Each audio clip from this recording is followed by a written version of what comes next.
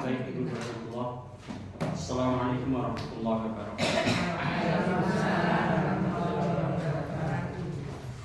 Alhamdulillah. Alhamdulillah hamdan katsiran thayyiban mubarakan fihi mubarakan alaihi kama yuhibbu rabbuna wa yarda. Wa asyhadu an la ilaha illallah wahdahu la syarika lah. Wa asyhadu anna Muhammadan abduhu wa rasuluh la nabiyya wa la rasula ba'dah. Ya ayyuhalladzina amanu taqullaha haqqa tuqatih wa la tamutunna illa wa antum muslimun. Wa ba'du. Allahumma shalli ala Muhammad wa ala alihi wa ashabihi wa man tabi'ahum bi ihsani ila yaumil qiyamah. Qala Allah Ta'ala fil Qur'anil Karim, ya ayyuhalladzina amanu la taqunullaha war rasula wa taqunu amanatikum wa antum ta'lamun.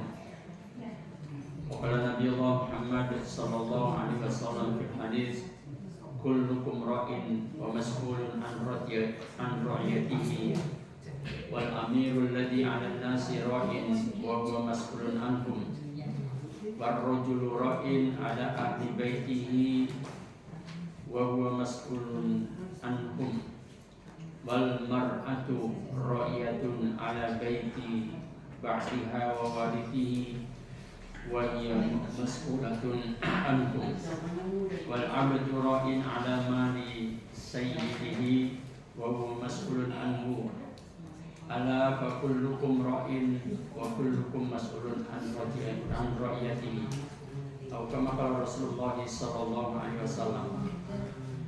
Ibu-ibu yang saya hormati Allah Subhanahu wa taala, alhamdulillah di hari ke-29 bulan Muharram kita dipertemukan oleh Allah Subhanahu wa taala di majelis yang mulia ini.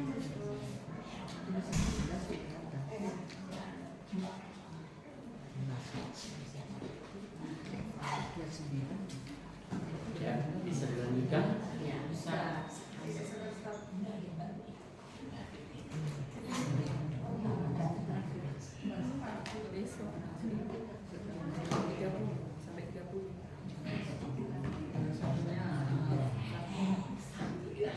Kapan Ibu tolong diperhatikan. Maaf jangan ngobrol sendiri ya.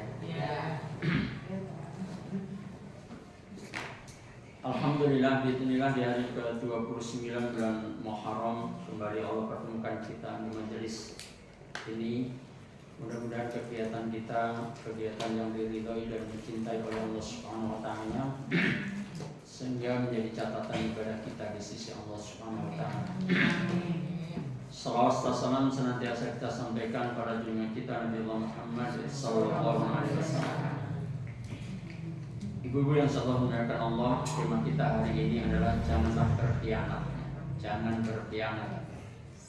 Ini nyambung dengan apa yang telah kita bahas berkaitan dengan hijrah kepada Allah dan Rasul-Nya. Sudah saya sampaikan pada pertemuan berkaitan dengan hijrah kepada Rasul, kepada Allah dan Rasul-Nya, bahwa orang yang hijrah itu Rasulullah Sallallahu Alaihi Wasallam sampaikan al-muhajiru man hajaro mana ma nahallahu anhu. Orang yang hijrah itu adalah mereka yang meninggalkan apa-apa yang dilarang oleh Allah Subhanahu wa taala. Nanti kita akan lihat bagaimana amanah yang Allah berikan kepada kita semuanya. Ibu-ibu yang saya hormati Allah Subhanahu wa taala, adalah juga menjadi tuntutan sebagai hamba yang beriman yang sudah bersyahadat. Maka siapapun yang sudah mengaku beriman wajib baginya untuk mentaati Allah dan Rasul-Nya. Makanya kemarin kita membahas hijrah kepada Allah dan Rasul-Nya dalam rangka memproses diri kita untuk menuju ketaatan yang total kepada Allah dan Rasul-Nya, menjadi muslim dan muslimah yang kafah. Menjadi muslim dan muslimah yang kafah. Masih ingat asbab nuzul ayatnya? Asbab turun ayat ya ayyuhalladzina amanu tadkhulu fis-silmi kafah. Asbab turunnya, bukan ayatnya. Asbab turunnya, ada sekelompok orang Yahudi yang masuk Islam, tapi di antara mereka berusaha untuk mempertahankan kebiasaan lamanya, yaitu ibadah hari Sabtu dan kebiasaannya membaca Taurat. Dan itu diajukan kepada Rasulullah, minta izin supaya hari Sabtu tetap kebaktian, supaya malam hari tetap membaca kitab Taurat. Maka turunlah surat Al-Baqarah ayat 208. Ya ayyuhalladzina amanu, wahai orang-orang yang beriman. Tentu ketika ayat itu turun, ya ayyuhalladzina amanu tertuju kepada beberapa orang Yahudi yang sudah beriman tapi masih minta izin untuk melestarikan kebiasaan lamanya. Maka kemudian Allah perintahkan udkhulu fis-silmi kafah. Masuklah ke dalam Islam secara totalitas, kafah. Menjadi muslim ya 100%, nggak boleh campur aduk gitu ya. Maka kalau kemudian sudah menjadi orang beriman, ini kisah orang Yahudi ini ya, menjadi orang beriman, sudah mengikuti Rasulullah Muhammad, tapi dia masih juga kebaktian hari Sabtu, masih juga baca Taurat, itu namanya campur aduk, nggak boleh. Ya. Pun juga demikian, fenomena kaum muslimin tampak sekali banyak di antara saudara kita yang berusaha untuk mempertahankan kebiasaan leluhurnya. Ya. Kemudian kita membaca surat Al-Maidah ayat 104 waktu itu ya. Wa idza qila lahum ta'alu ila ma anzalallahu wa ila rasuli qalu hasbuna ma wajadna alaihi aba'ana awalau kana aba'uhum la ya'lamuna syai'aw wa la yahtadun. Wa idza qila lahum, dan apabila dikatakan kepada mereka, disampaikan kepada mereka, ta'alau ila ma anzalallahu wa ila rasul, ayo kita ikut apa yang diturunkan Allah, ikut Rasul. Maka mereka menjawab, hasbuna, cukup bagi kami ma wajadna alaihi aba'ana, cukup bagi kami apa yang kami dapati kakek moyang kami mengerjakan. Sehingga mereka berusaha untuk mempertahankan kebiasaan nenek moyangnya mereka. Ya. Memang asbab turunnya surat Al-Maidah ayat 104 ini tidak ada kaitannya dengan ibadah-ibadah ya. Tapi adalah kebiasaan orang Arab itu memberlakukan beberapa jenis onta. Ada 4 jenis onta, saya nggak hafal seluruh namanya ya, istilah-istilahnya. Jadi onta yang masuk kategori 4 ini itu dibebaskan, nggak boleh diganggu, disembelih nggak boleh, diburu, pokoknya dibebaskan di alam aja. Tidak. Di antaranya adalah onta jantan yang dia sudah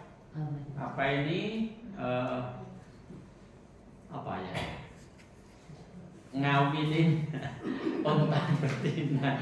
Oh, istilahnya apa sih kalau ya itu? Ya udah ngawinin gitu aja ya. Makum ya saya maksud ya. Ngawinin onta betina dalam jumlah tertentu, maka onta jantan itu kemudian dibebaskan di alam, nggak boleh diganggu. Itu salah satu di antaranya itu, ya. Nah, hal itu kemudian berusaha untuk dilestarikan. Padahal kebiasaan-kebiasaan seperti itu tidak ada petunjuk dari Allah, ya. Maka secara umum apa yang menjadi kebiasaan leluhur itu tidak hanya model seperti itu. Bahkan yang paling berbahaya adalah kebiasaan leluhur yang kaitannya dengan ibadah.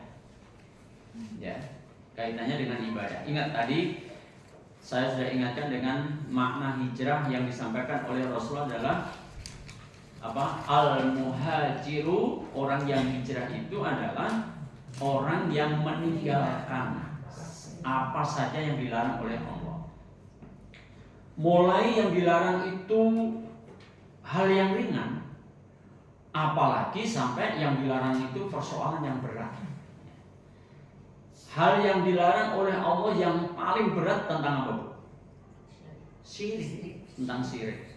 Karena syirik itu kalau pelakunya menyadari, sudah diingatkan, sudah didakwai, tetap juga dia lakukan, dia berkeyakinan seperti itu, sebenarnya imannya batal.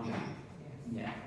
Makanya dalam kitab Nawaqidul Iman, dalam kitab pembatal keimanan, Ustadz Abu Hanifah, ini siapa di sini? Fikih wanita ya. Coba kalau ini, kalau nanti, tapi masih panjang ya fikih wanitanya ya. Tapi kita bisa request tentang apa? Tentang ini pembatal iman. Wah, beliau sudah pernah membawakan di Masjid Al-Mutakin sampai tamat, sampai khatamnya. Bagus itu ya. Nah, salah nomor wahid pembahasan tentang pembatal iman itu adalah kesyirikan. Ya. Maka itu penting banget. Dan Allah ingatkan bahwa melalui nasihat Luqman kepada anaknya diabadikan oleh Allah, ya bunayya la tusyrik billah innasyirka la dzulmun. Wahai anakku, janganlah engkau mempersekutukan Allah. Innasyirka la dzulmun adzim. Sesungguhnya kesyirikan itu adalah kedzaliman yang paling besar, yang paling agung, ya. Dan pelakunya kalau dia tetap nggak taubat, maka satu efeknya dosanya nggak diampuni. Itu ada beberapa ayat. Nanti tempatnya namanya dosanya nggak diampuni, akhirnya apa? Allah menyatakan dalam satu ayat, innahu may yusyrik billahi faqad harramallahu alaihil jannah wa ma'wahun nar. Sesungguhnya orang-orang yang mempersekutukan Allah, maka Allah mengharamkan baginya surga. Surga milik Allah. Kalau Allah sudah kamu haram, ya nggak akan masuk, gitu ya. Wa ma'wahun nar, dan tempat kembalinya adalah neraka. Nah, di antara tinggalan kebiasaan-kebiasaan yang ditinggalkan atau bahasa apa ini ya, bahasa gaul lah gitu ya, bahasa masyarakat itu apa nih, warisan leluhur ya, warisan leluhur gitu ya. Tapi warisan itu bukan dalam bentuk harta, warisannya itu dalam bentuk upacara-upacara ya. Bukankah ibu pernah saya ajak untuk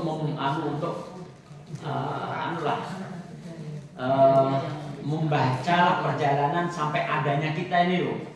Kita ini kan keturunan dari leluhur kita kan? Ada di antara ibu yang nggak punya leluhur? Ada. Angkat tangan kalau ada yang nggak punya leluhur. Sampai keturunannya siapa? Ya. Kita semuanya punya leluhur. Ya, makanya saya giring waktu itu. Coba kita membayangkan leluhur kita yang hidup di zaman Nusantara belum terdakwahi Islam. Kira-kira leluhur kita agamanya apa? Nggak usah ragu-ragu bu, mungkin ya udah tak wakililah leluhur saya gitu kan. Waktu itu saya ngomong gitu juga kan. Leluhur saya yang hidup, tapi yang hidup di zaman Nusantara belum terdakwahi Islam, yakin leluhur saya pasti nggak punya agama. Atau mau disebut ateis, mau disebut apalah ya. Tapi meskipun tidak punya agama, leluhur saya punya kebiasaan-kebiasaan. Sepakat bu? Leluhur ibu punya kebiasaan-kebiasaan. Ibu harus membayangkan leluhur ibu di zaman Nusantara belum didakwai Islam, ya. Alhamdulillah.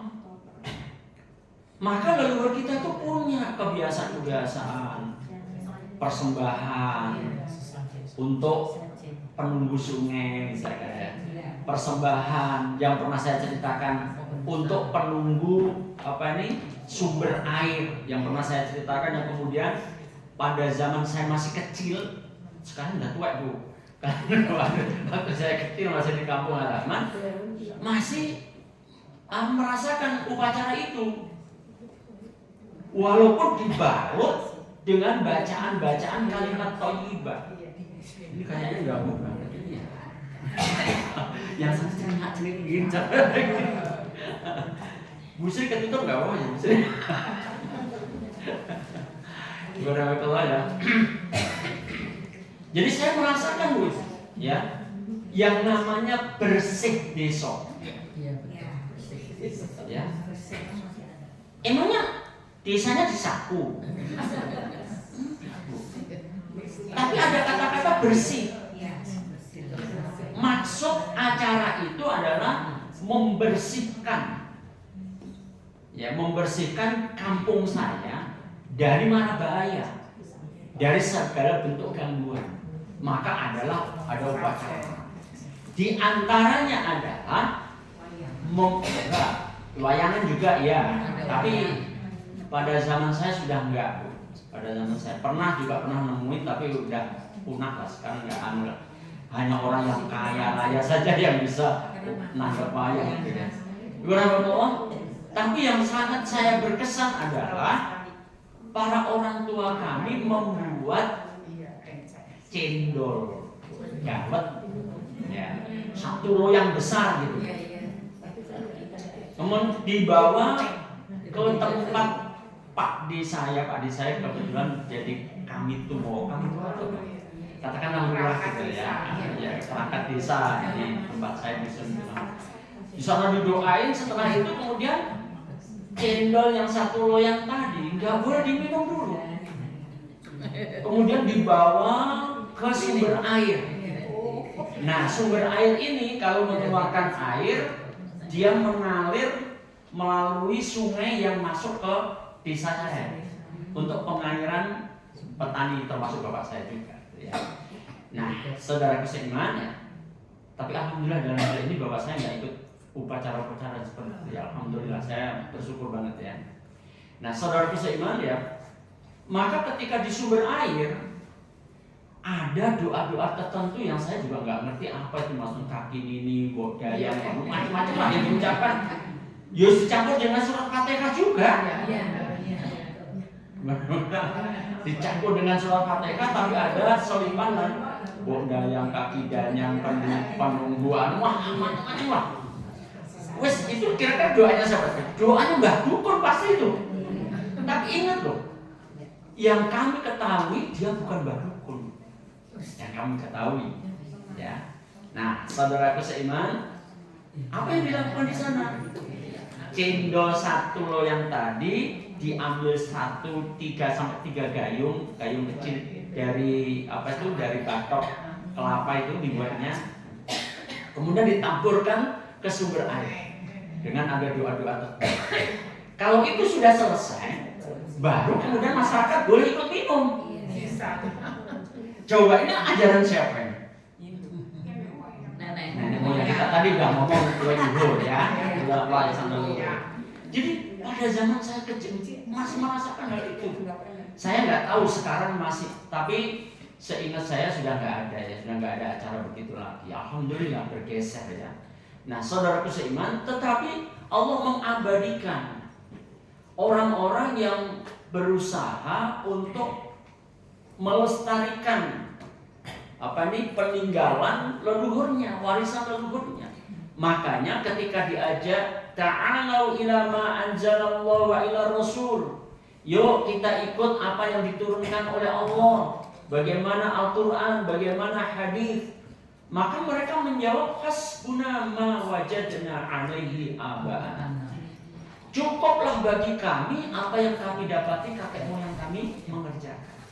Jadi mereka lebih tenang, lebih senang, merasa tenang, merasa senang kalau sudah mengikuti kakek moyang mereka. Ya.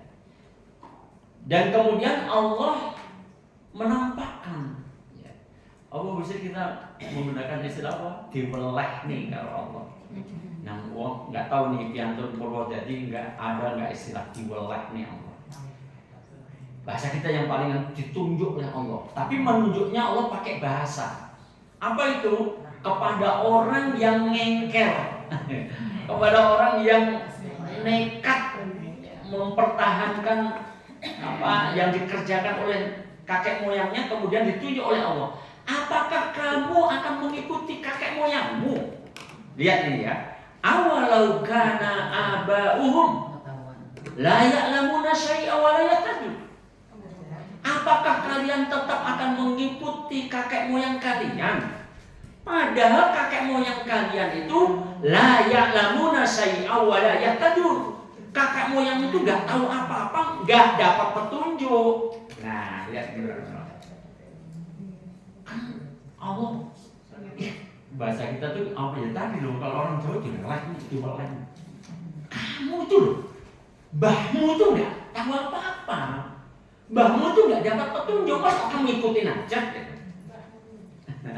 Mbah ini leluhur ya. Kalau kita ngomong mbah, kayaknya tingkatnya adalah orang tua dari orang tua kita, itu terlalu dekat dengan kita. Insya Allah sudah muslim, insya Allah ya. Kecuali kalau memang di antara ibu ada yang berasal dari keluarga non, mungkin ya bisa saja kakeknya waktu itu masih Kristen atau masih Hindu, bisa saja. Nah, saudaraku seiman, ini cukuplah bagi kita untuk koreksi diri ya, bahwa kalau yang ditinggalkan, kebiasaan yang dilakukan oleh para pendahulu kita itu tidak di atas petunjuknya Allah, maka jangan kita ikuti.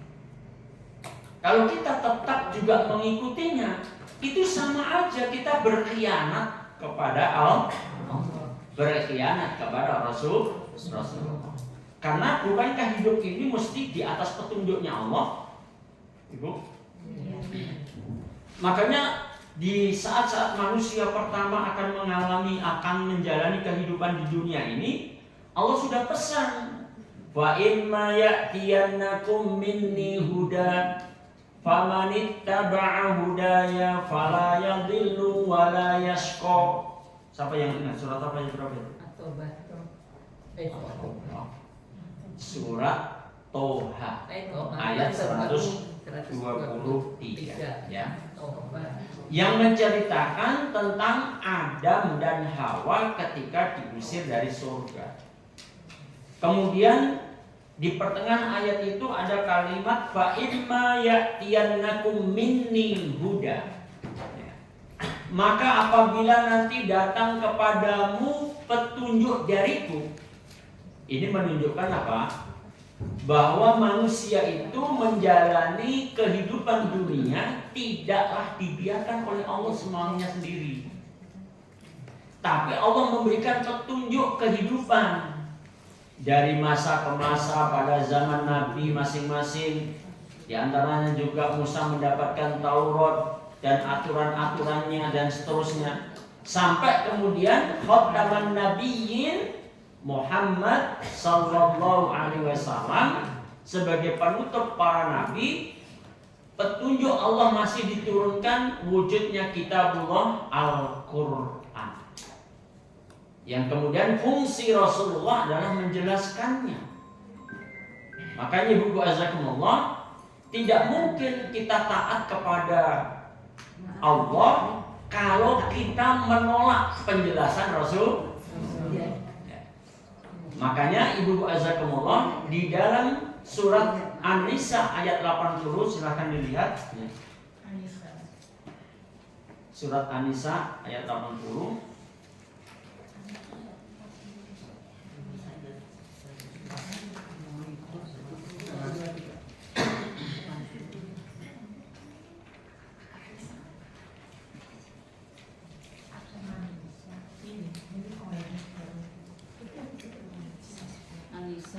An-Nisa ayat 80.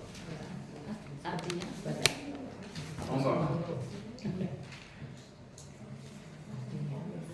Barang siapa menaati Rasul Muhammad, maka sesungguhnya dia telah menaati Allah. Dan barang siapa berpaling dari ketaatan itu, maka ketahuilah kami tidak mengutusmu Muhammad untuk menjadi pemelihara mereka.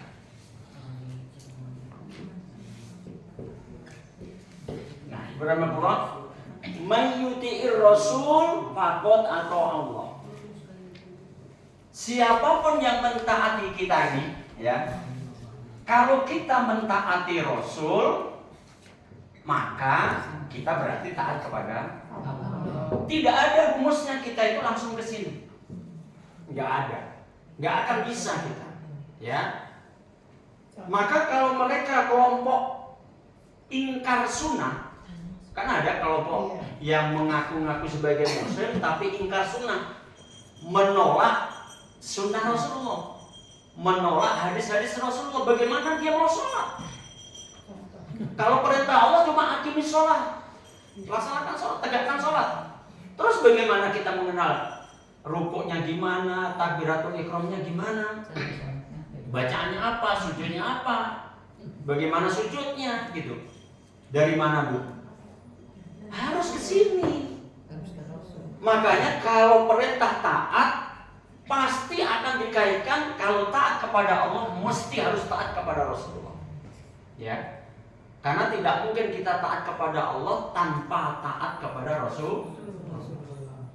Makanya dalam hal khianat yang diingatkan oleh Allah kepada orang beriman, janganlah kamu berkhianat kepada Allah, jangan pula berkhianat kepada Rasulullah.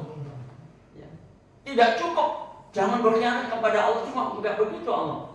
Ya ayyuhalladzina amanu la taqunullaha wa rasul. Wahai orang-orang yang beriman, janganlah kamu berkhianat kepada Allah, jangan berkhianat kepada Rasul. Nah, ibarat Allah, ya.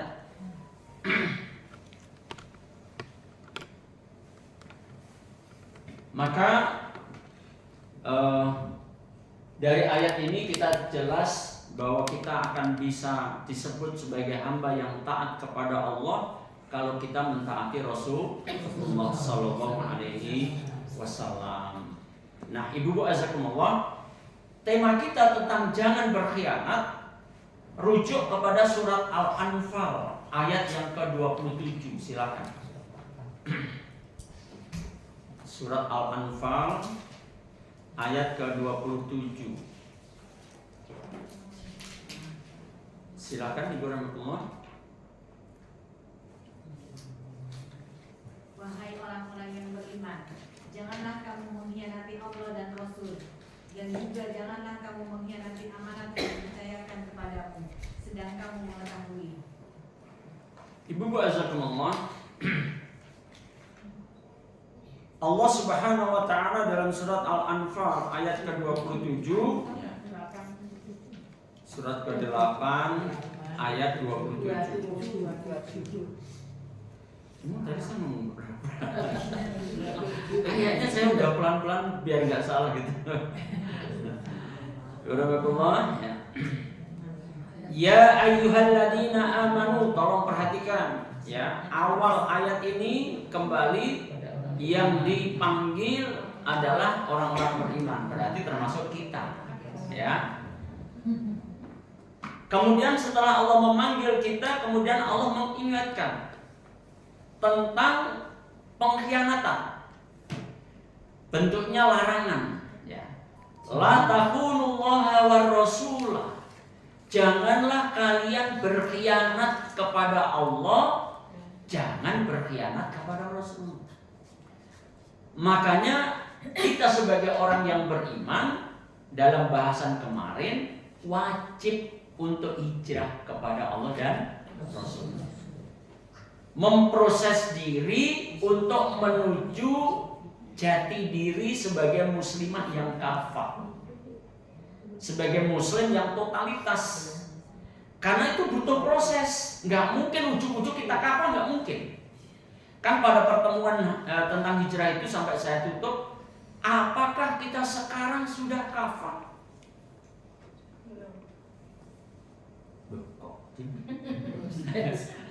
Saya mengulang aja nih. Apakah kita sudah kafah? Sampai kemudian kita harus berpacu dengan waktu, ya kan? Kira-kira kita keduluan mati atau kafah dulu baru mati? Kafah dulu baru mati? Bagus. Ya bagus kalau memang pede ya. Tapi yang bicara ini Terserah lo, ibu masing-masing punya punya versi. Kalau yang ngomong ini yakin keduluan mati sebelum kafah. Kenapa kok begitu? Coba bayangkan warahmatullah. Kekafahan kita itu menuntut kita melaksanakan Al-Quran secara keseluruhan. Nah, Al-Quran bisa kita laksanakan kalau kita rujuk kepada penjelasan Rasulullah SAW dalam hadis-hadis Rasulullah yang berjilid-jilid itu. Pertanyaannya, apakah kita sudah mengilmui ilmu Al-Quran sekaligus sebagaimana yang dijelaskan oleh Rasulullah dalam hadis yang berjilid-jilid itu? Sudah khatamkah kita? Kira-kira kita keduluan mati atau keduluan khatamnya? Loh, jadi kita ini udah repot semua. Terus ada si ngomong juga gitu. Lalu ditutup ngomongnya ditutupin. Masya Allah. Ibu asal ngomong. Ya. Tapi Ibu rahmatullah, saya waktu itu juga saya sampaikan. Secara keyakinan, mudah-mudahan kita semuanya sudah kafah. Kenapa saya menggunakan kata-kata mudah-mudahan? Karena bisa saja secara keyakinan juga belum kafah. Banyak kaum muslimin seperti itu. Contoh, keyakinan yang kafah itu adalah kita menerima secara keseluruhan, meyakini keseluruhan bahwa Al-Quran itu benar. Makanya sampai ada ayat Al-Haqqu mir Rabbika. Ya.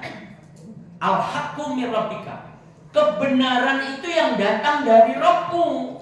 Al-Quran itu datang dari Rabb kita, dari Allah. Berarti pasti benarnya. Sampai kemudian Allah menekankan sikap kita, fala takunanna minal mumtarin. Maka janganlah kamu termasuk orang yang ragu-ragu. Ragu-ragu aja nggak boleh tuh terhadap Al-Quran loh ya. Mau saya tes ini ya, nggak tes satu-satu, bareng-bareng aja ngetesnya. Ya. Contoh ini, yang paling sering kali saya angkat adalah tentang hukum potong tangan misalnya. Dalam surat Al-Maidah ayat 38. Yuk, coba. Siapa di antara ibu yang merasa keberatan dengan hukum potongan? Secara keyakinan ya, saya bukan bicara tentang pelaksanaannya. Secara keyakinan, adakah di antara ibu yang hadir ini merasa tidak serak dengan hukum itu, potong tangan pencuri?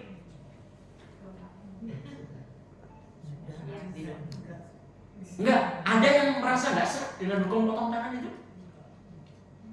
Ibu butuh bukti, silahkan dibaca surat Al-Maidah ayat 38.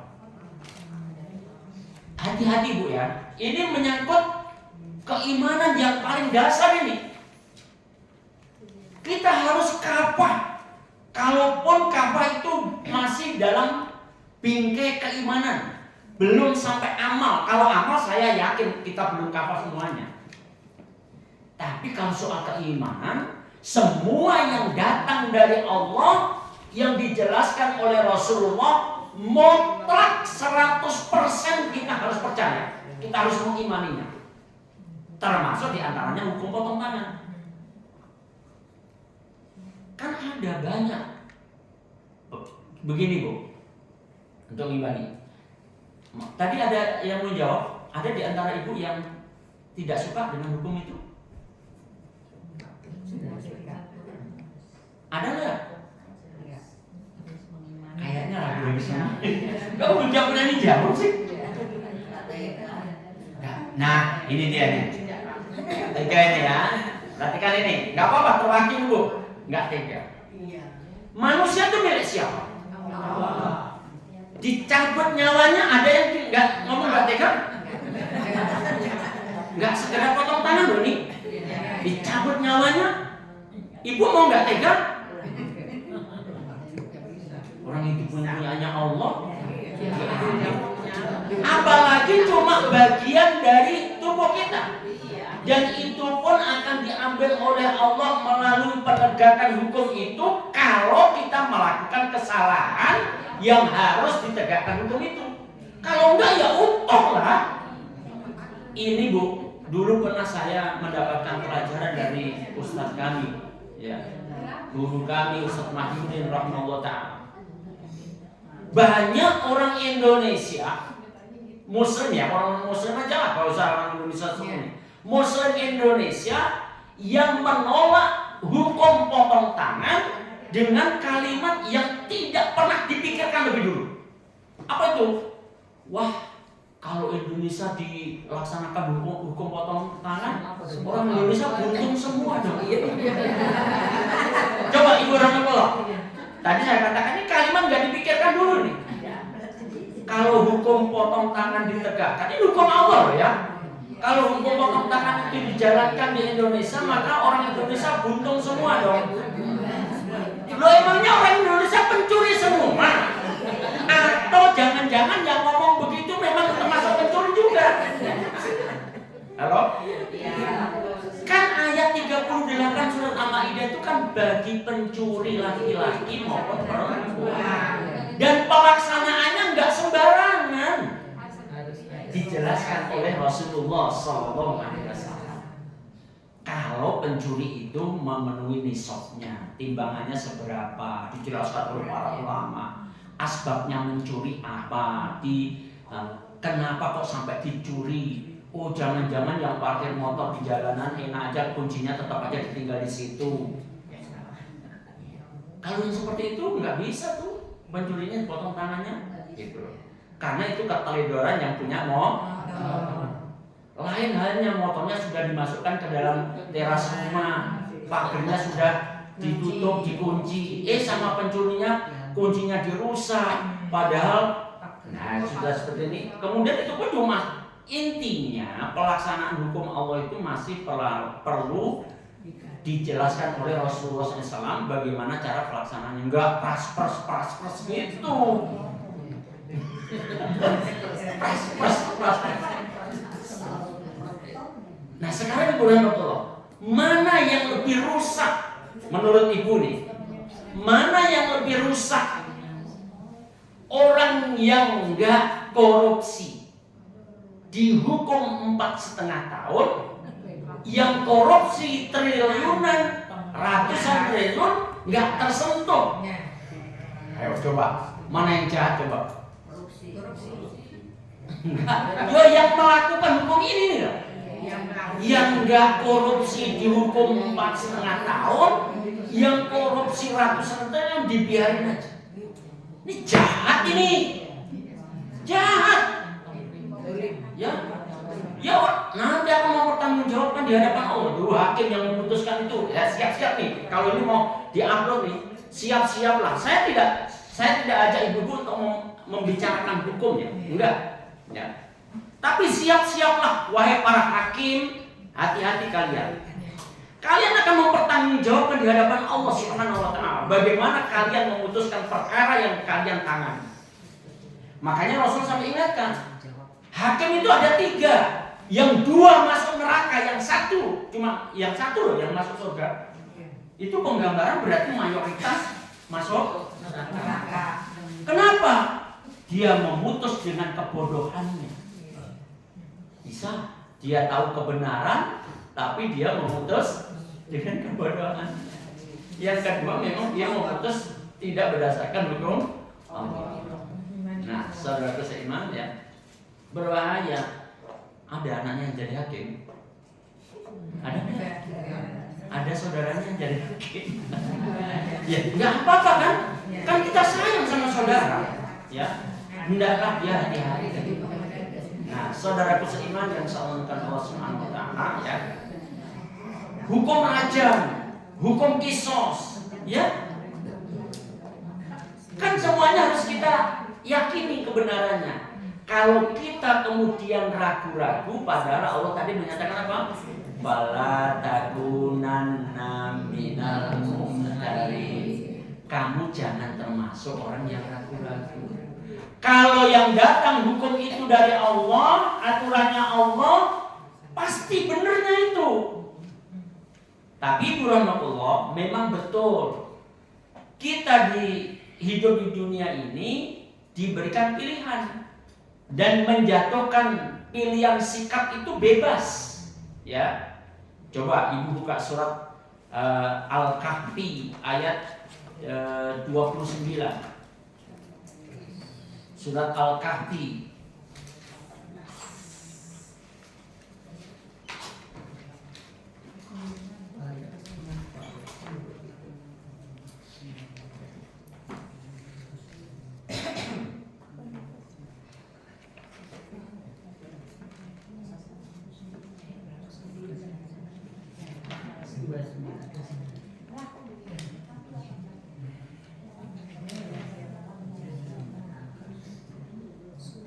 monggo.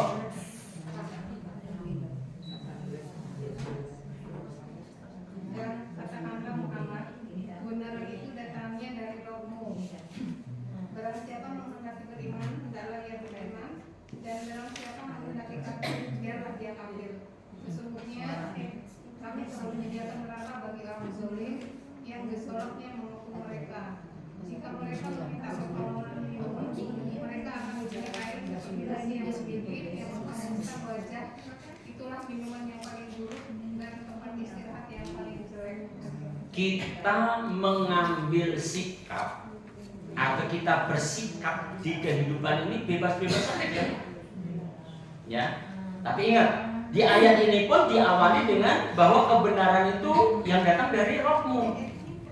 Rasulullah diperintahkan, ya, wa qulil haqqu mir rabbikum.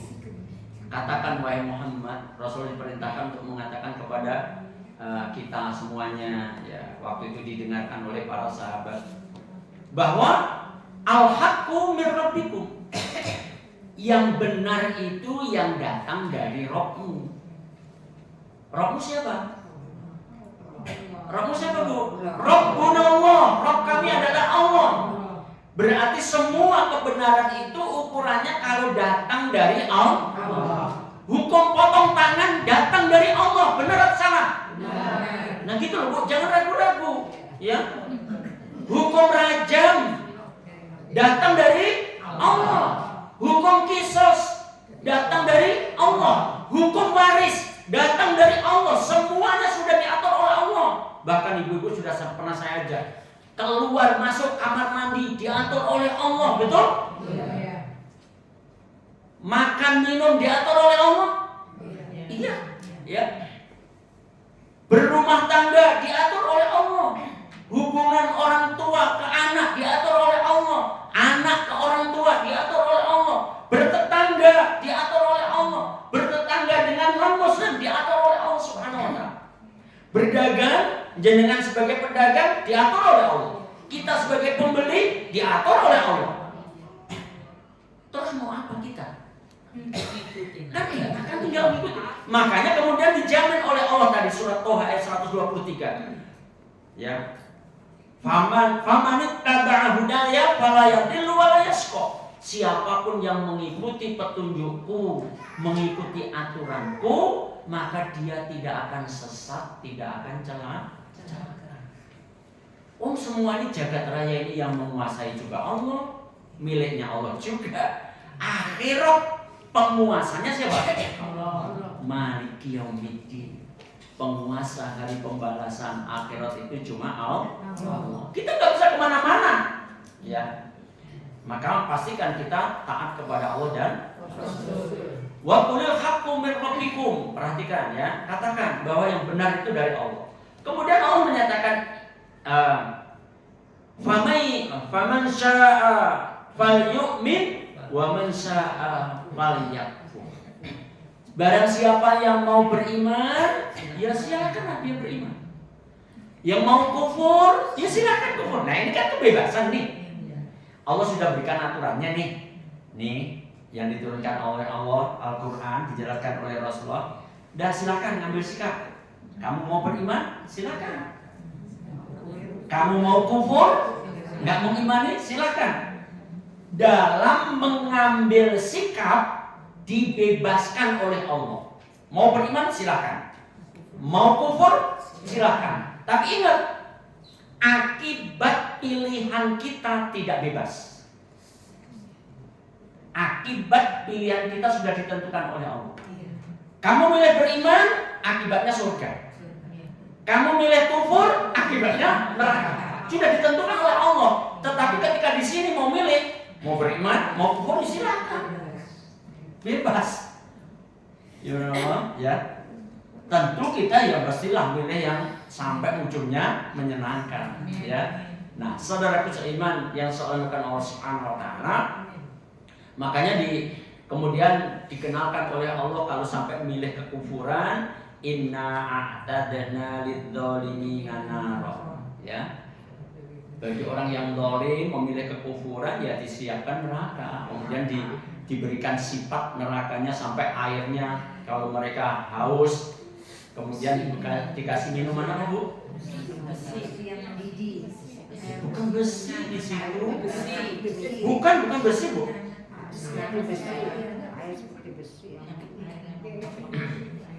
Bimain. Apa? Kalau penduduk neraka itu kehausan, maka disiapkan apa? Air. Air juga.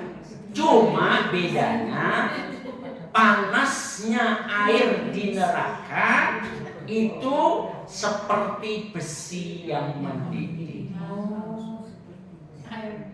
Panasnya seperti besi yang mendidih, tapi wujudnya air juga. Ketika diminum maka akan menghanguskan wajah. Kalau di ayat yang lain di surat Muhammad itu akan memotong-motong usus, meluluh lantakkan isi perut. Namun besi mendidih kalau Bu udah tuh jangan sampai seperti besi mendidih lah. Ibu merebus air aja lah, nggak usah sampai mendidih sudah keluar keluk-keluknya nggak bermendidih. Celupin itu jari Ibu ke situ. Terus bayangkan, Masya Allah. Ibu ada ulama yang mengingatkan dirinya tentang panasnya api neraka dengan cara membakar lilin. Jadi tangannya itu untuk mengingatkan api dunia, api lilin itu panasnya kayak begini. Neraka itu api dunia ini kalau dikumpulkan itu cuma seperciknya api neraka, cuma percikannya api neraka. Masya Allah. Dan nerakanya kayak apa? Alhamdulillah dari ya. Nah, saudara seiman yang seolahkan Allah Subhanahu wa taala, maka orang yang beriman diingatkan kembali kepada surat Al-Anfal ayat 27, jangan punya sikap mengkhianati Allah dan mengkhianati Rasulullah. Makanya bagi mereka yang kemudian diingatkan oleh Allah Subhanahu wa taala seperti di dalam surat Al-Ahzab ayat yang ke-36 yang kita juga pernah membacanya, bagaimana kelompok orang yang ketika orang beriman ini, ya orang beriman yang disoroti oleh Allah Subhanahu wa taala. Surat Al-Ahzab ayat 36.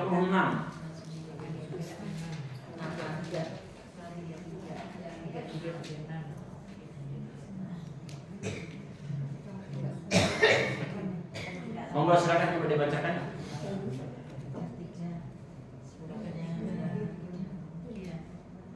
Monggo Bu. Ya udah tak bacakan lah. Putus asa saya nunggunya. Enggak, memang kalau Bapak ini berhadapan dengan nenek-nenek bisa sabar. Harus sabar. Ibu-ibu yang masih muda harus sabar ya Bu ya. Dan jenengan masuk di majelisnya nenek-nenek ya sih. Tapi semangatnya luar biasa. Baik, yuk kita baca ayatnya. Wa ma kana lil mu'minin wa la mu'minatin idza qadallahu wa rasuluhu amran ay yakunu lahumul khiyaratu min amrihim wa may ya'sillaha wa rasulahu faqad dhalla dhalalan mubina. Wa ma kana lil mu'mini wa la mu'minatin, tidak pantas, enggak layak, enggak elok laki-laki yang beriman, perempuan yang beriman, wanita yang beriman, apanya yang enggak pantas dalam hal sikapnya sebenarnya. Nanti kita akan lihat sikap yang mana tidak pantas itu, yang harus dihindari. Yaitu idza qadallahu wa rasuluhu, apabila Allah dan Rasulnya sudah menetapkan aturan, masuk keluar kamar mandi sudah diatur, sudah dijelaskan oleh Rasulullah, masih aja menyengaja masuk kamar mandi kaki kanan dulu, nggak berdoa, keluar dari kamar mandi kaki kiri dulu, nggak berdoa. Coba lihat tuh, padahal katanya mukminah. Kenapa Bu begitu? Walaupun wujudnya keluar masuk kamar mandi itu butuh khusyuk. Halo? Butuh khusyuk. Loh, kok nuding saya nggak khusyuk? Ya itu buktinya kamu buru-buru masuknya kamar mandi, akhirnya kaki kanan dulu masuk, nggak doa. Itu kan nggak khusyuk. Kenapa nggak khusyuk? Yang jenengan menyalahi ayatnya Allah. Ayat apa? Ayat kauniyah. Ayat kauniyah yang diberikan di dalam tubuh kita. Apa itu? Sinyal kebelet. Bener tuh, itu ayat kauniyah itu. Ya. Kalau tumpukan air kotor yang ada di dalam tubuh kita yang diwadahi di kandung kemih, itu sudah saatnya dikeluarkan. Allah berikan ayat kauniyah. Ibu mesti terasa, kecuali yang memang tidak dicabut oleh Allah ya. Qadarullah misalkan sudah kemarin di majelis mana nih, sudah dol ya Ustaz ya. Bahasanya sudah dol. Kan ada ya, itu qadarullah ya, kita bukan bicara yang normal saja ya. Kita sudah diberikan sinyal oleh Allah tuh loh, kamu udah kebelet. Tapi belum banget gitu. Tapi kan sudah mulai terasa. Tar dulu. Begitu sudah di ujung tanduk baru lari. Ini memang bikin nggak khusyuk. Cobalah kita tunduk kepada ayatnya Allah. Sehat kita nanti, ya. Kebelet juga nggak usah diempat-empat. Terus kebelet kok diempat-empat. Berarti nyalai ayat Allah juga. Walaupun itu kelihatannya sepele loh, nanti berpengaruh pada kesehatan kita juga pada akhirnya. Ya, kita akhirnya pusing. Karena kita ngempet itu akibatnya jadi ngomongin kesehatan sih. Bu Wulan lebih cocok ngomong kesehatan ini ya. Ngempet kan biasanya seperti pusing kan Bu. Mau ngempet pis atau ngempet BAB itu bisa pusing. Kenapa? Karena kotoran yang ada di dalam air atau di dalam fasis kita itu, dia akan terserap lagi kemudian naik ke otak. Makanya kita jadi pusing, ya. Makanya kalau sudah dikasih ayat kauniyah Allah, dikasih masih nikmat loh, kebelet itu nikmat Bu. Bauti masa sampai. Iya kan Bu? Nikmat kan tuh. Coba kalau kenikmatan itu sudah dihilangkan oleh Allah. Repot kita Bu. Nah, maka tunduk patuhlah kepada ayat Allah. Kita akan selamat semuanya gitu. Makanya Ibu rahmatullah lihat tuh. Rasulullah pernah kedatangan seorang tabib sampai heran. Kok nggak pernah ada yang berobat? Ada tabib pada zaman Rasul sampai heran. Kok umat Islam nggak ada yang pernah berobat ya? Karena umat Islam pada zaman Rasul itu patuh kepada Rasulullah sebagai aplikasi kepatuhan kepada Allah. Makan sesudah kamu lapar, berhenti sebelum kamu. Nah, orang sekarang belum lapar diajak makan. Ayo aja. Halo? Padahal tadi baru sarapan, dijak makan bakso, yuk ayo aja. Masya Allah. Akhirnya melanggar yang kedua. Karena sudah kekenyangan, baksonya nggak habis, mubazir, melanggar aturan Allah juga. Di tempat undangan tadi ya. Oh, iya. Juga begitu, banyak kaum muslimin yang melanggar aturan Allah Subhanahu wa taala. Nah, saudara muslimat ya, ini adalah bentuk sebenarnya itu juga bagian dari pengkhianatan sebenarnya, berkhianat kepada aturan Allah, ya, tidak mau dengan aturan Allah, ya. Walaupun pengkhianatan itu ada pengkhianatan yang ringan sampai ada pengkhianatan yang tinggi, yaitu melakukan kesyirikan tadi.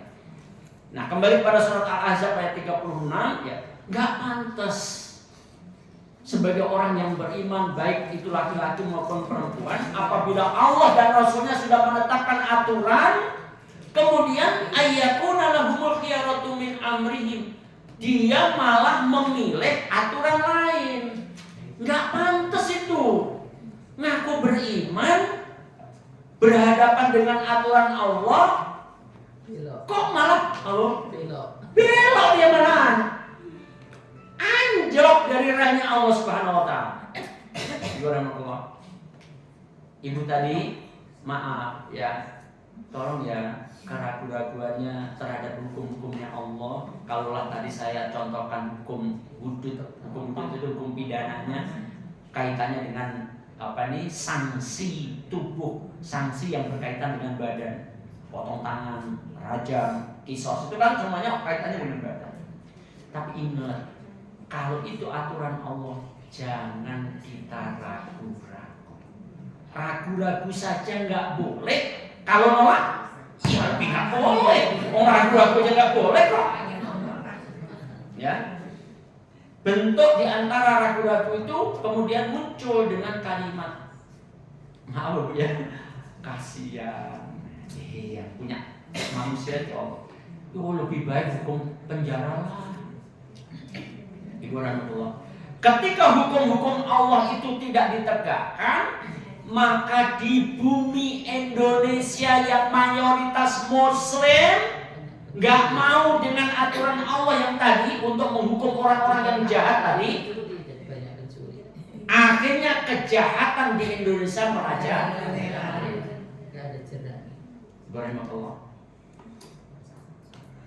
Hukumnya kaum Sodomita dibunuh, dan pembunuhan kaum Sodom itu, kalau kita mau baca dengan rasa tapi ya, rasa manusia, pasti kita akan maaf menggunakan bahasa kok sadis ya gitu.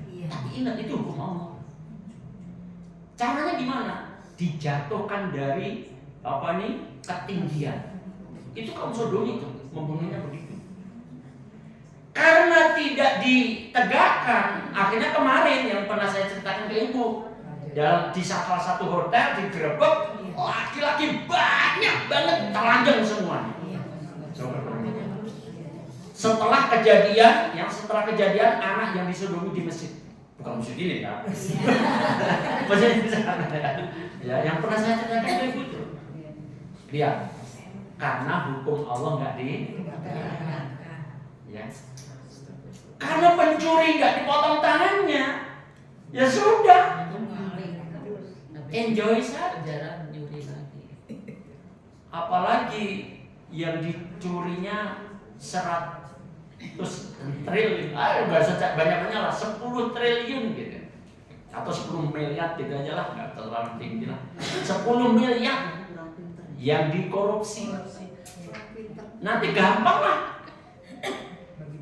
Siapapun yang menangani perkaraku, aku siapkan 5 miliar.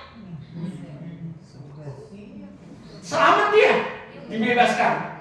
Dia kipas-kipas dengan 5 miliar tersisa. Ibu rahmatullah. Coba Ibu rahmatullah. Inilah ya. Dan mohon maaf nih saudara-saudaraku sebangsa yang beragama Hindu, saya tidak bermaksud untuk iri dengan kalian, tidak. Karena yang mau diupload kan supaya netral ya. Kalian beruntung kayak saudaraku yang beragama Hindu. Khususnya yang di Bali, tolong perhatikan ini.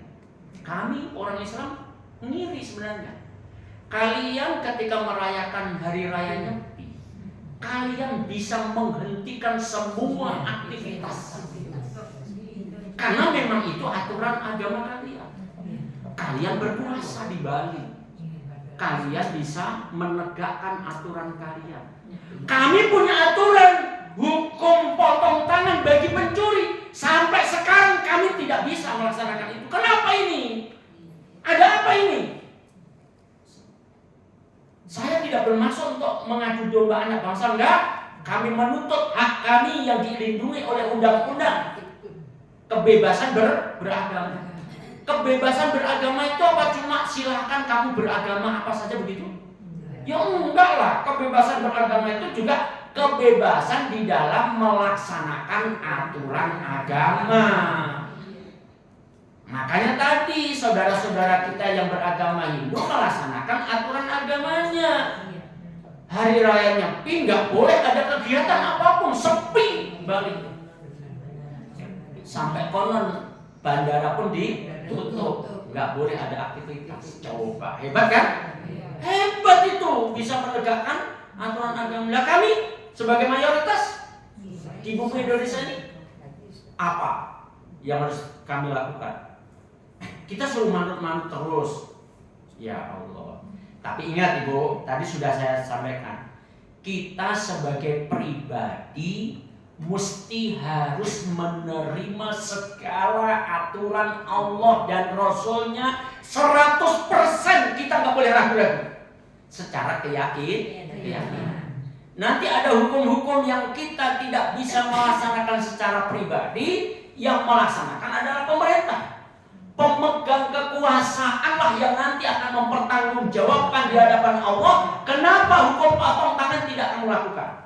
Kenapa hukum rajam tidak kamu tegakkan? Kenapa hukum kisos tidak kamu lakukan? Biarlah mereka yang bertanggung jawab di hadapan Allah. Tapi kita ingat ya, kita yakin 100% bahwa itu adalah benar. Karena itu datang dari Rabb kita, dari Allah Subhanahu wa Ta'ala. Nah, saudaraku seiman yang saya muliakan Allah Subhanahu wa Ta'ala, ketika orang itu kemudian malah memilih aturan lain, padahal Allah idza qadallahu wa rasuluhu, padahal Allah dan Rasulnya sudah menetapkan aturannya, maka itu kemudian disimpulkan oleh Allah, wa may ya'sillaha wa rasul. Kembali pada surat Al-Ahzab ayat 36. Dan barang siapa yang ya'sillaha wa rasul, yang durhaka terhadap Allah dan Rasulnya. Durhaka itu sebenarnya kalimat lain dari khianat. Ya. Barang siapa yang berkhianat kepada Allah dan Rasulnya. Siapa tadi di awal ayat ini? Siapa yang disoroti oleh Allah? Surat Al-Ahzab ayat 36 yang disoroti oleh Allah siapa? Orang beriman. Orang beriman. Berarti ini menunjukkan bahwa Allah membongkar ada sebagian manusia yang menyatakan dirinya sebagai orang yang beriman masih lebih senang, lebih memilih aturan lain selain aturannya Allah dan Rasulnya. Ini pengkhianatan terhadap Allah dan Rasulnya. Allah sudah ngatur, Rasulullah sudah menjelaskan, masih juga disimpangi.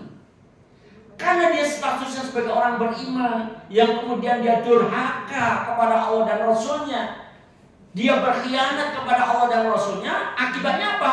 Allah yang menetapkannya, bukan saya yang menetapkan. Dan ibu juga membaca ayat Allah kan, ketika kita tinggal baca saja, faqad dolalam mubina.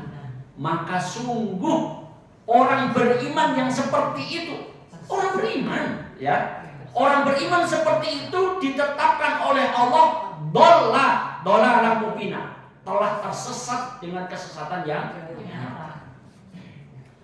Maka ibu rahmatullah, ayo kita punya semangat, jangan kita berkhianat.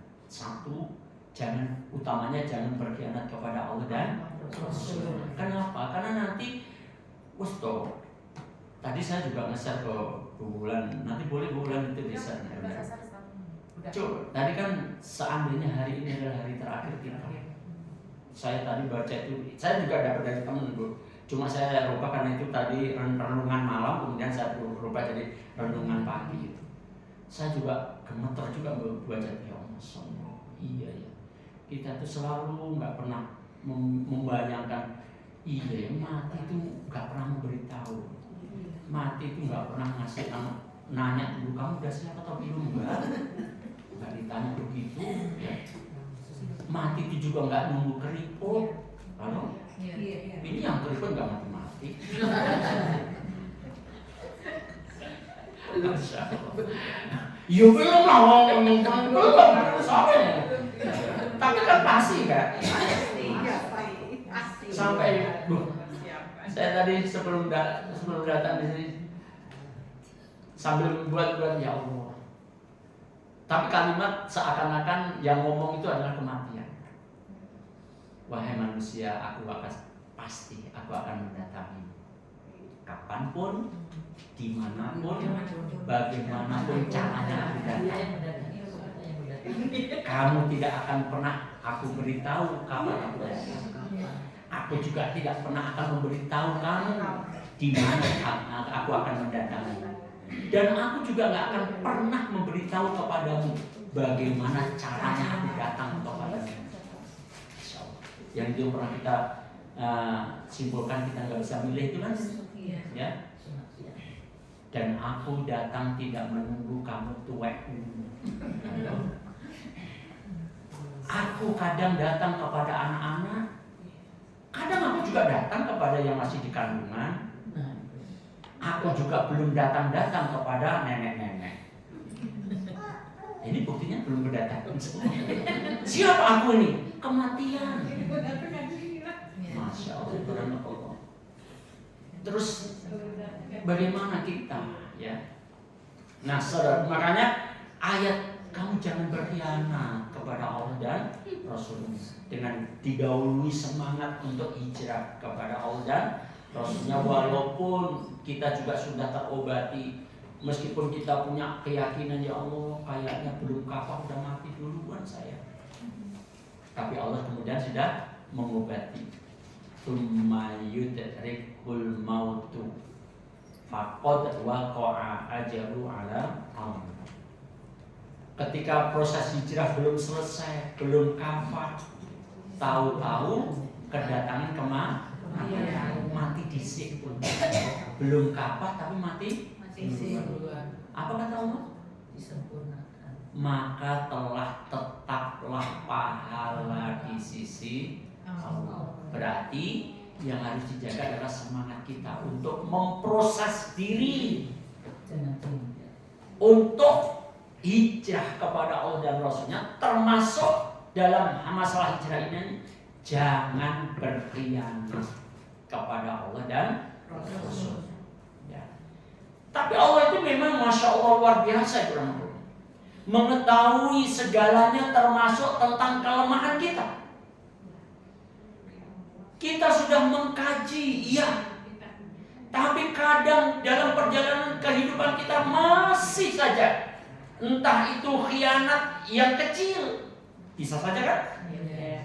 Ibu pernah berkhianat kepada Allah dan Rasulnya? Tuh kan, jangan aku kan. Kalau menggunakan kata khianat itu kayaknya nusuk banget ke hati gitu, ya. Tapi kalau ibu pernah berbuat kesalahan, nah itu dia khianat. Aku menggunakan kata lain aja itu lebih halus, nggak nusuk hati. Tapi kalau khianat kayak agak ngaku. Bahkan Allah pun mengumumkan, ya ibadi innakum tukhdi'una billaili wan nar. Masih ingat kan di situ? Ingat apa lupa? Wahai hambaku, kata Allah, sesungguhnya kalian itu banyak berbuat salah malam hari, siang hari. Berarti kita banyak khianat kan? Iya. Ya bukan jadi ngaku. Ngaku itu gampang diperbaiki daripada nggak ngaku. Ya. Jadi jenengan pengkhianat kan ya? Iya. Ya udahlah, nggak usah risih dengan kalimat itu, nggak usah risih dengan kalimat itu. Kita itu banyak salah. Salah itu jahat kan? Iya. Saking banyaknya kesalahan berarti itu penjahat kan? Gak mau penjahat. Kan ibu bayangannya penjahat itu membunuh orang. Padahal salah itu jahat. Saking banyaknya kesalahan dia penjahat, kita juga. Allah. Nah, Allah tidaklah membiarkan hambanya jadi pengkhianat. Allah taklah membiarkan hambanya tetap berkubang dalam kejahatannya menjadi penjahat. Allah tidak membiarkan hambanya kemudian menanggung beban kesalahannya yang begitu banyak. Tapi Allah kemudian berikan solusi. Wa may ya'mal su'an aw yadlim nafsahu thumma yastaghfirillah yajidillaha ghafurur rahim. Masya Allah. Surat apa ayat berapa ini? Surat An-Nisa ayat 110. Ya, banyak ayat-ayat yang seperti ini. Bahkan didukung dengan hadis dalam kitab Arba'in Nawawiyah, hadis yang ke-42. Ya. Bagaimana Allah menyiapkan ampunan kepada hambanya. Ya. Surat An-Nisa ayat 110. Ya. Monggo silakan coba dibacakan.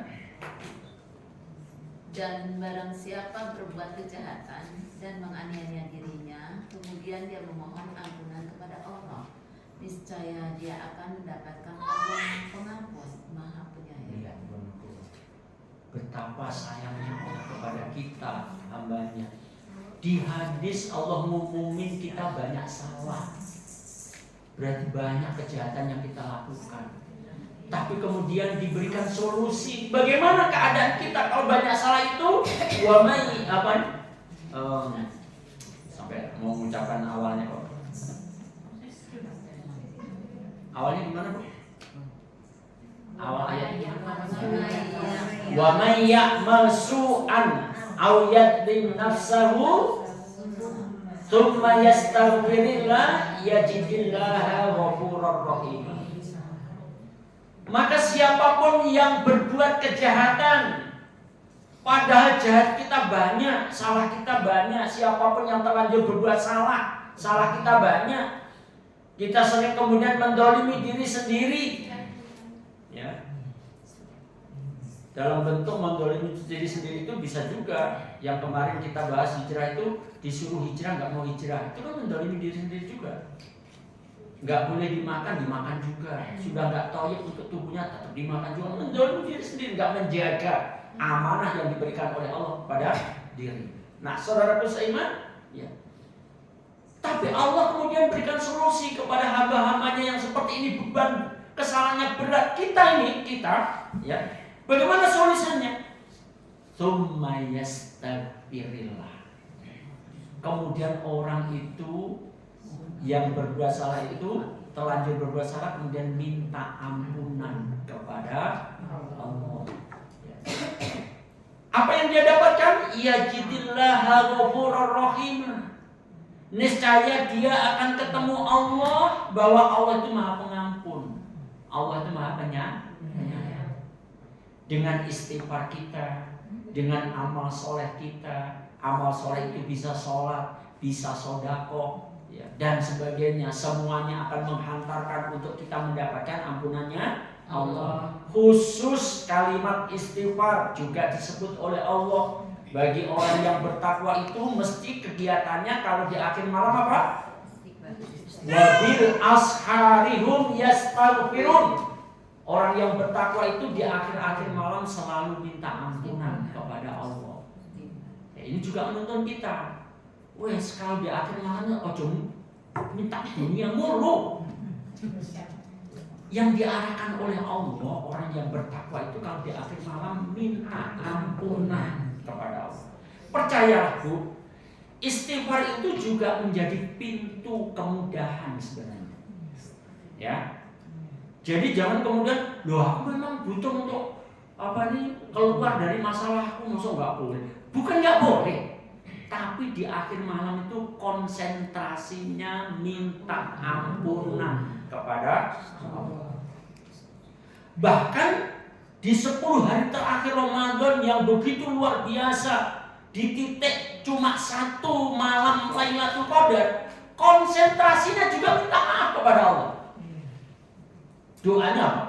Allahumma innaka afuwun tuhibbul afwa fa'fu anni. Jadi tidak diajarkan oleh Rasulullah untuk minta dunia, enggak. Kepada Aisyah radhiyallahu anha. Apakah Aisyah radhiyallahu anha enggak butuh duit? Bahasa kita butuh lah untuk kehidupannya. Tapi ketika Lailatul Qadar, malam yang lebih baik dari 1000 bulan, Rasul ngajarin minta maaf kepada Allah. Coba. Kan berarti minta maaf itu penting banget. Minta ampunan itu penting banget. Kalau Aisyah dijamin surga masih disuruh minta maaf, lah kalau kita Masya Allah ya. Maka ibu-ibu azakumullah, pengkhianatan demi pengkhianatan, baik itu yang kecelakaan yang besar tentu saja jangan melakukan, yang kecil pun juga jangan melakukan. Tapi ingat, kita itu lemah. Kita itu lemah.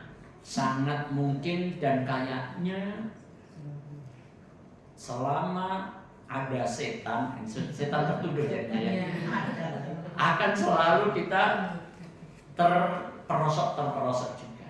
Ya makanya Ibu rahimahullah, taubat itu kalau dalam surat At-Tahrim ayat yang ke-8 kalau nggak salah ya, itu yang diserukan untuk taubat siapa? Orang beriman. Ya. Jadi kalau begitu orang beriman itu kemungkinan berbuat salah kan? Buktinya disuruh taubat. Ya. Moga coba dilihat surat At-Tahrim ayat ke-8.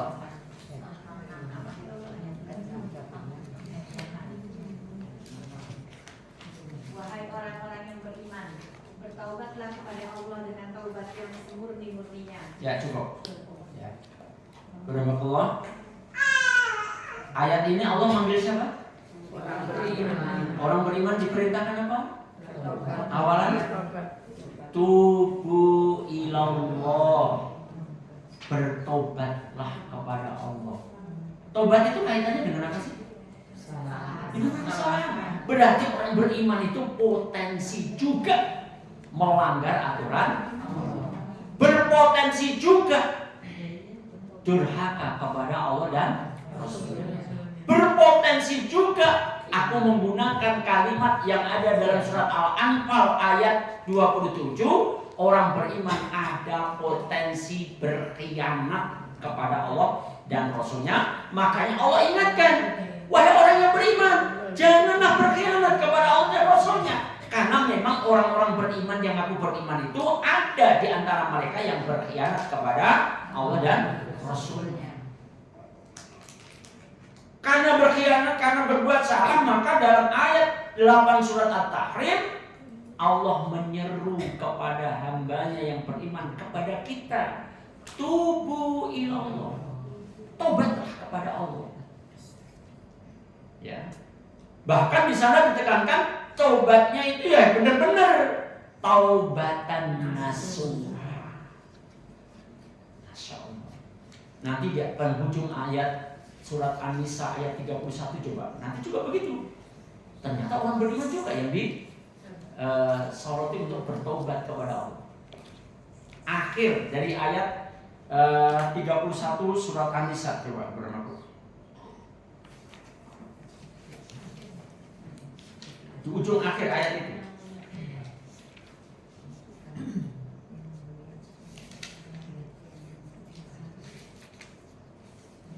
Oh bukan 31, maaf. Menjaga pandangan itu ayat berapa ya? An-Nisa ayat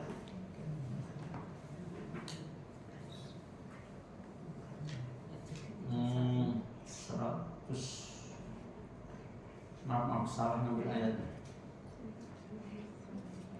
Mungkin 131 mungkin ya, surat An-Nisa.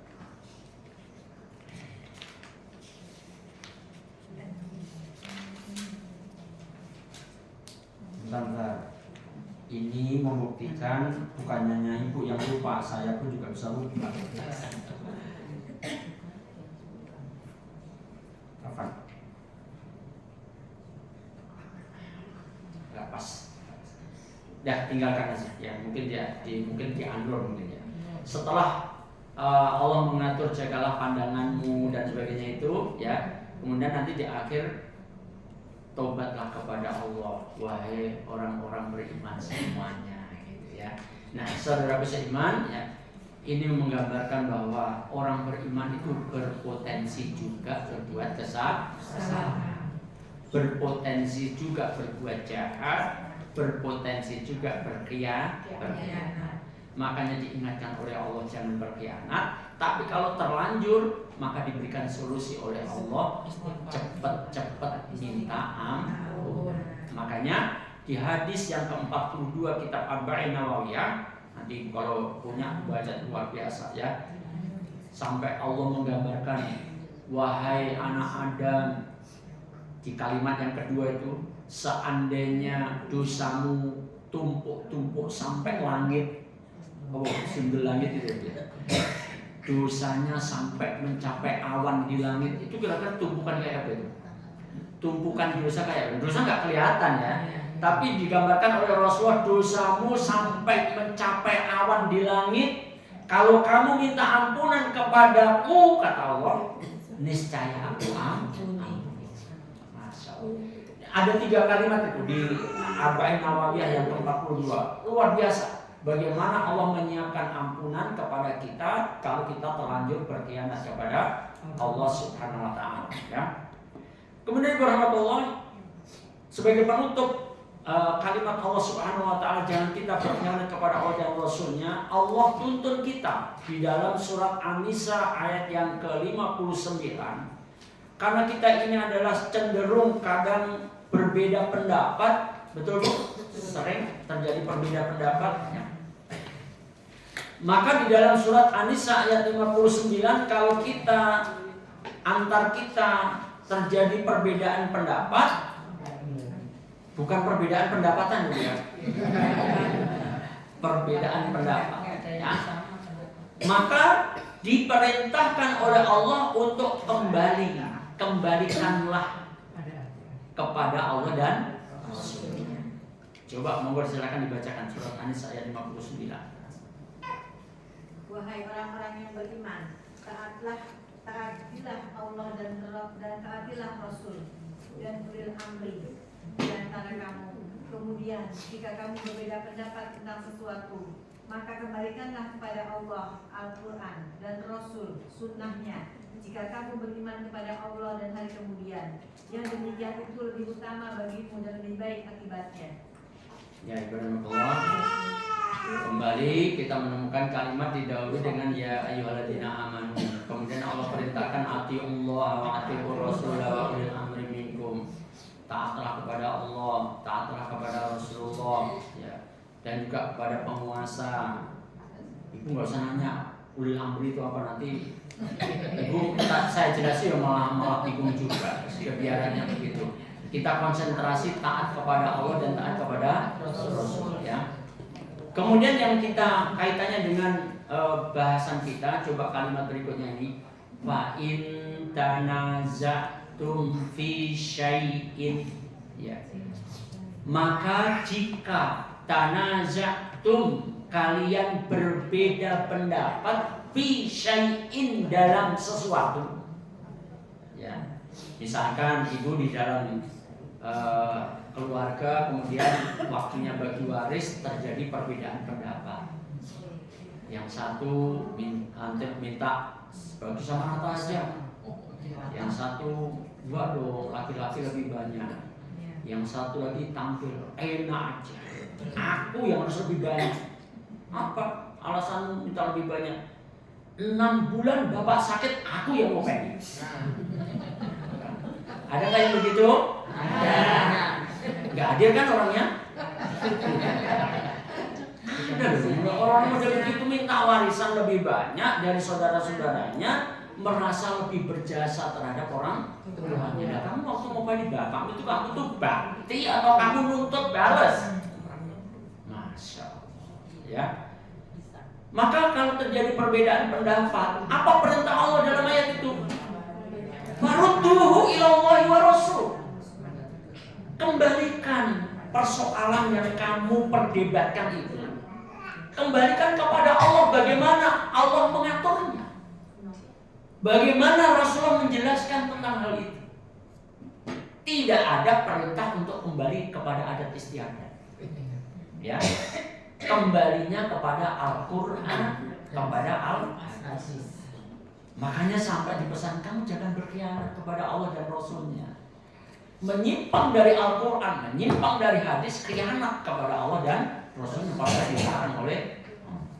Nah, saudaraku seiman, bahkan kembali kepada Allah dan Rasulnya itu, kalau mau dimanai hijrah boleh, hijrah kepada Allah dan Rasulnya itu tanda keimanan kepada Allah dan hari akhir. Makanya di sana ada kalimat in kuntum tu'minuna billahi wal yaumil akhir. Jika kalian benar-benar beriman kepada Allah, benar-benar beriman kepada hari akhir. Ya. Kemudian ditutup ayat ini dzalika khairu wa ahsanu ta'wila. Yang demikian itu, apa itu yang maksudnya yang demikian itu? Kembalinya kamu kepada Allah, kembalinya kamu kepada Rasulullah, kamu kembalikan urusan itu bagaimana Allah ngatur, bagaimana Rasulullah ngatur, itu lebih baik dan lebih bagus akibatnya. Kok lebih bagus akibatnya? Ibu bisa nggak jawab dengan ayat lain? Kok bisa lebih bagus ya? Kembali kepada Allah dan Rasulnya kok bisa lebih bagus ya akibatnya? Tadi kita sudah tak tuntunkan dengan surat Toha ayat 123 kan? Allah menyatakan famanit taba'a hudaya fala yadillu wala yashqa. Siapapun yang mengikuti petunjukku berarti dia kembali kepada Allah. Berarti dia akan serahkan, ini akan diatur, akan dibagi berdasarkan aturannya Allah kepada yang dijelaskan oleh Rasulullah. Apa jaminan Allah dalam surat Toha? Fala yadillu wala yashqa. Niscaya kalian tidak tersesat, tidak celaka. Tidak sesat, tidak celaka, itu akhir yang bagus. Ya. Kalau orang tersesat, tercelaka ya akhirnya ya bukan bagus, ya sengsara akhirnya. Nah, saudaraku seiman ya, maka pesan apa nih peringatan Allah taqulullah wa rasul saya cukupkan, dan yang terakhir Allah wa taqulu amanatikum, dan janganlah kalian berkhianat terhadap amanah-amanah yang diberikan kepadamu. Saya minta hari ini sampai zuhur ya. Boleh cuma satu orang yang jawab boleh. Itu pasti yang punya rumah itu. Minta ditemenin terus. Ibu wazakumullah ya. Perhatikan.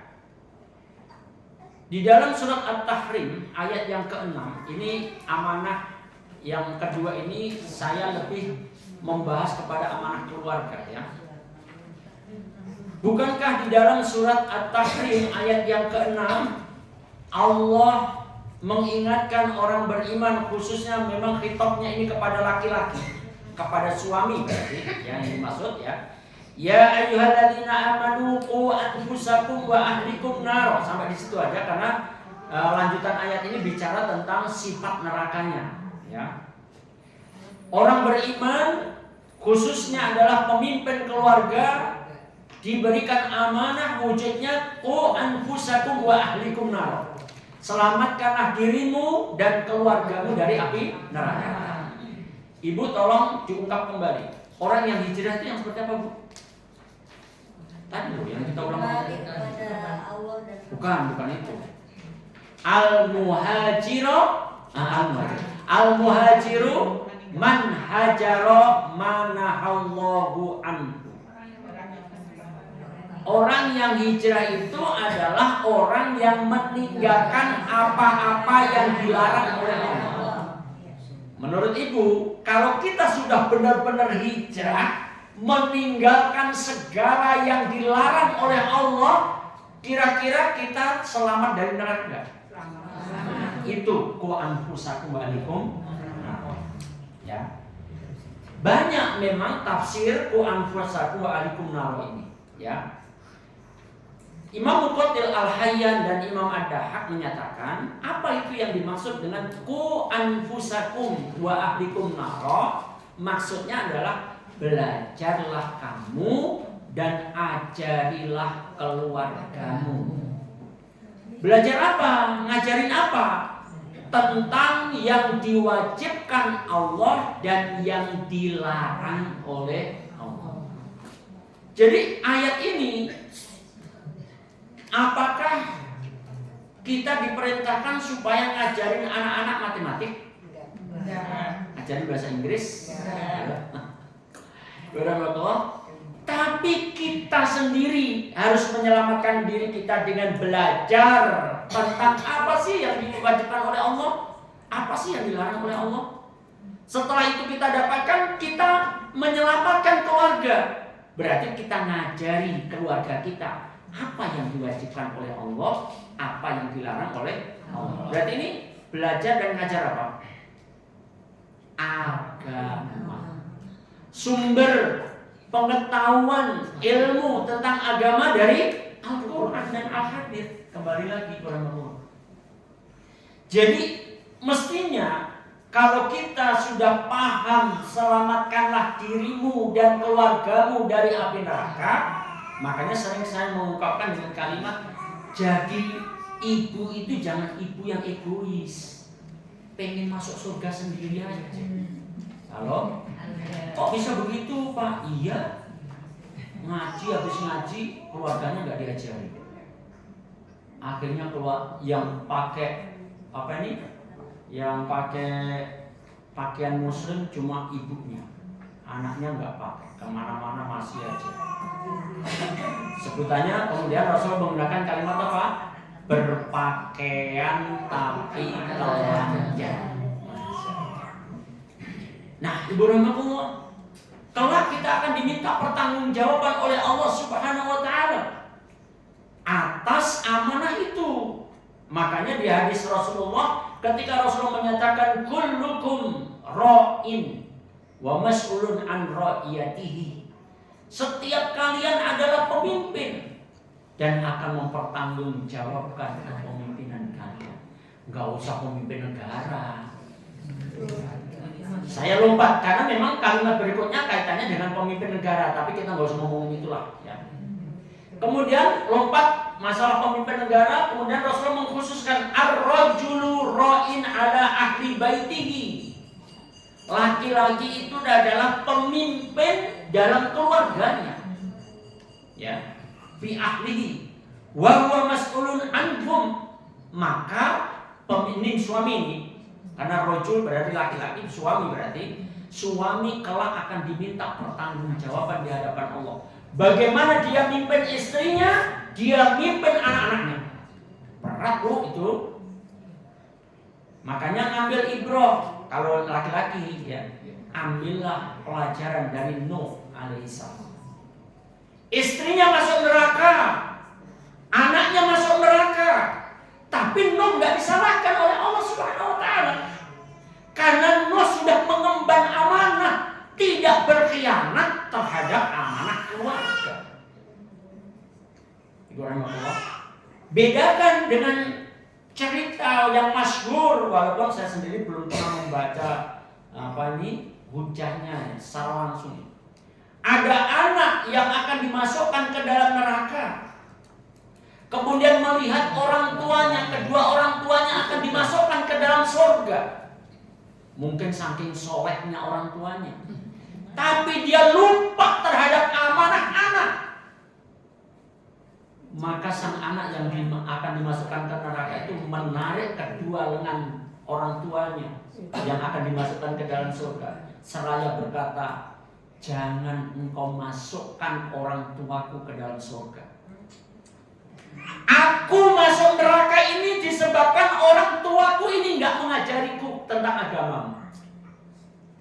Orang tua nggak ngajari tentang apa yang diwajibkan oleh Allah, apa yang dilarang oleh Allah. Tapi kalau kita sudah mengajari anak kita tetap bandel, ya kita lepas, kita seperti Nuh alaihissalam. Kita sudah lepas tanggung jawab di hadapan Allah. Ya Allah, aku sudah laksanakan amanah itu dengan baik. Tapi jangan sok sudah baik. Berhati-hati loh ya. Kadang-kadang orang tuh sudah, padahal belum gitu ya.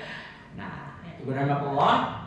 Kemudian khusus untuk ibu-ibu, tolong perhatikan. Wal mar'atu ra'iyatun ala baiti ba'liha wa waladihi wa hiya mas'ulatun anhu. Setiap wanita, istri di sini, dia juga seorang pemimpin di dalam rumah suaminya, dalam urusan rumah suaminya. Wa waladihi, juga terhadap anak-anak. Maka pendidikan anak titik beratnya tanggung jawab ibu. Kenapa demikian? Ya berdasarkan hadis ini. Ya.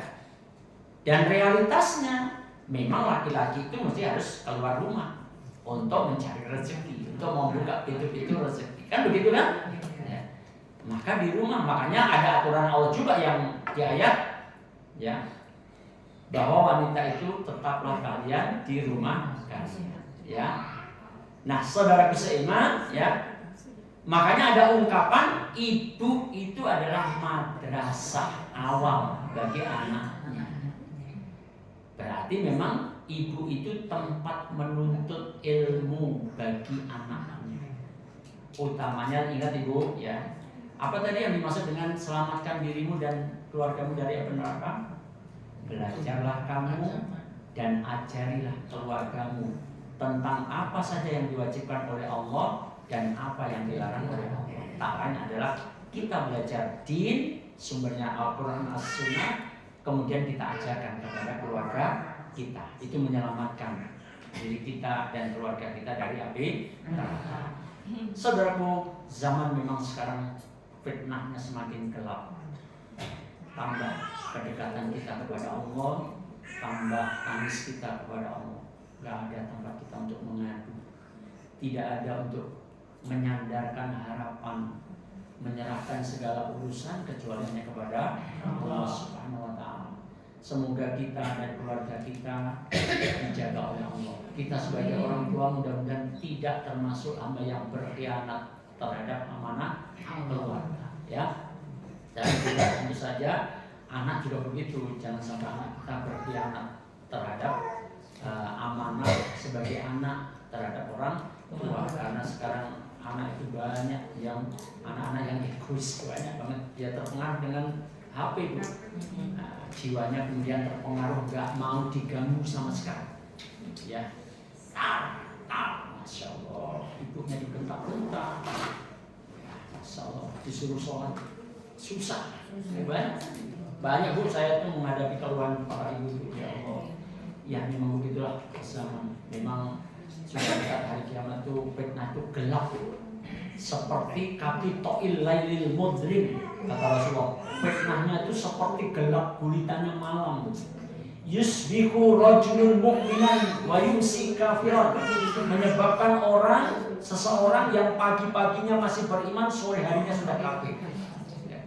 Wa yumsi mu'minan wa yusbihu kafiran, sore harinya masih beriman, pagi harinya sudah kafir. Apa ini? Fitnah apa ini?